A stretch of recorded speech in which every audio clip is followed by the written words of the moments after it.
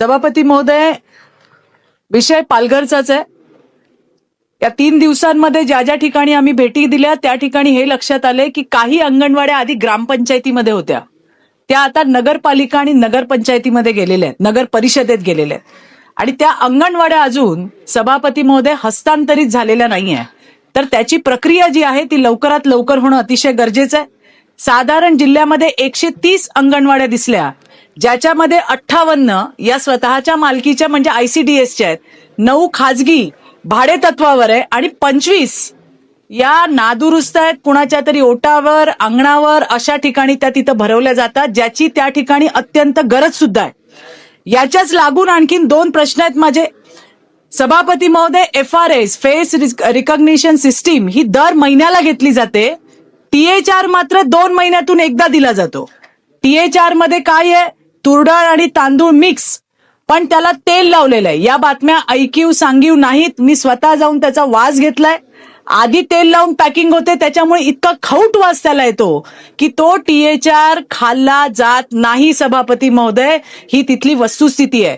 प्रोटीनची powder दिली जाते, त्या प्रोटीनच्या पावडरला जर तुम्ही उघडून बघितलं तर त्या प्रोटीनच्या पावडरच्या पॅकेटच्या गुठळ्या झालेल्या आहेत।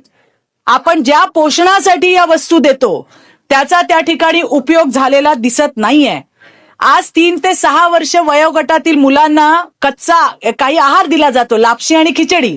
लापशी 48 ग्रॅम, खिचडी 87 ग्रॅम। कच्चा आहार हा सरकारकडनं पुरवला जातो। सभापती महोदय, खिचडीमध्ये टाकायला जे वाटाणे दिले जातात ते वाटाणे भिजत नाहीत, ही तिथली वस्तुस्थिती आहे। ते वापरात येत नाही ना, आम्ही सुधारणा करणार आहोत शशिकांतजी, त्याच्यामुळे ज्या त्रुटी आहेत त्या आम्ही सरकारच्या माध्यमात आणून दाखवतो। आणि म्हणून, आणि हे आजचं नाहीये, हे विशेष आहे, हे आजचंही नाहीये। त्याच्याशिवाय आत्ताच मंत्री महोदयांनी स्मार्ट किचनची, मॉडर्न किचनची संकल्पना सांगितली, ताई अभिनंदन आहे त्याचं।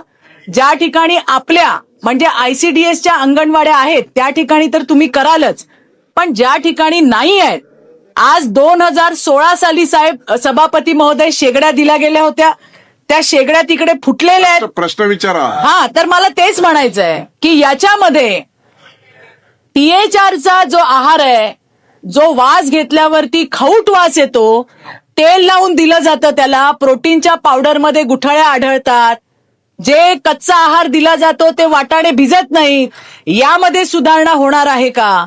मॉडर्न अंगणवाडीमध्ये तुम्ही अद्ययावत किचन देणार आहात, पण त्याची संख्या राज्यामध्ये कमी आहे। ज्या नादुरुस्त झालेल्या आहेत त्याच्यासाठी तुम्ही काय करणार आहात? त्याच्यासाठी निधी उपलब्ध होतोय का?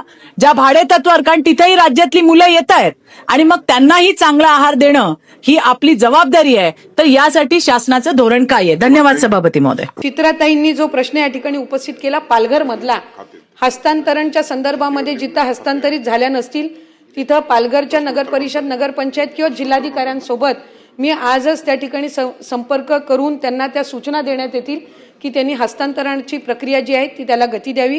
आणि आपण ज्या अंगणवाड्यांना व्हिजिट केलं त्याची जर आपण मला माहिती दिलीत तर त्यानुसार आम्ही नवीन अंगणवाड्यांसाठी सुद्धा तिथं निधी उपलब्ध करून देऊ।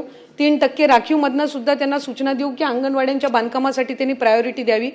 THRच्या संदर्भामध्ये ज्या सूचना आपण दोघांनी उपस्थित केल्या, म्हणजे आणखीन 2 सदस्यांनी सुद्धा, मला वाटतं राठोडजींनी सुद्धा, सन्मान्य सदस्य महोदयांनी उपस्थित केल्या, चित्राताईंनी सुद्धा केल्या।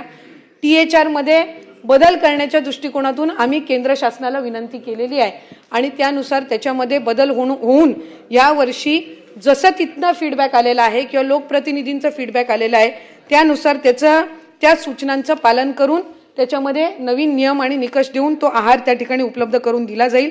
मॉडर्न किचनसाठी सुद्धा आम्ही साधारणपणे 3% मधून प्रत्येक जिल्ह्यामध्ये जो उपलब्ध असतो त्याच्यातून आम्ही तो निधी उपलब्ध करून देण्याचा आमचा प्रयत्न राहील।